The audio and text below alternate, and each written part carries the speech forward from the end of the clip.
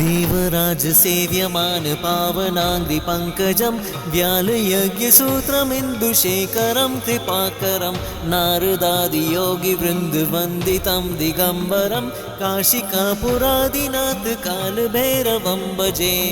भानुकोटिभास्वरं भवाब्धितारकं परं नीलकण्ठं लिप्सितार्थदायकं त्रिलोचनं कालकालमम्बुजक्षमक्षशूलमक्षरं काशिकापुरादिनाथ कालभैरवं भजे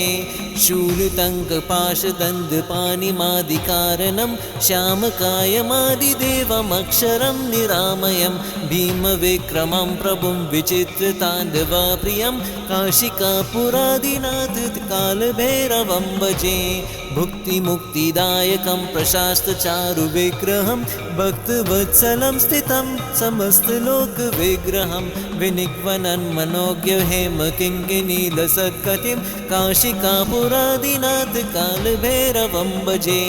धर्मसेतुपालकं तु अधर्ममार्गनाशकं कर्मपाशमोचकं सुशर्मदायकं विभुं स्वर्णवर्णशेषपाशशोभिताङ्गमण्डलं काशिकापुरादिनाथ कालभैरवं भजे रत्नपादुकाप्रभाभिरामपादयुग्मकं नित्यमद्वितं इष्टदेवतं निरञ्जनं मृत्युदर्पनाशनं करालदं समोक्षणं काशिकापुरादिनाथ कालभैरवं भजे अट्टहासभिन्नपद्मजालकोशसन्ततिं दृष्टिपातनास्तपापजलं मुग्रशासनम् अष्टसिद्धिदायकं कपालमालिकाधरं काशिकापुरादिनाथ कालभैरवं भजे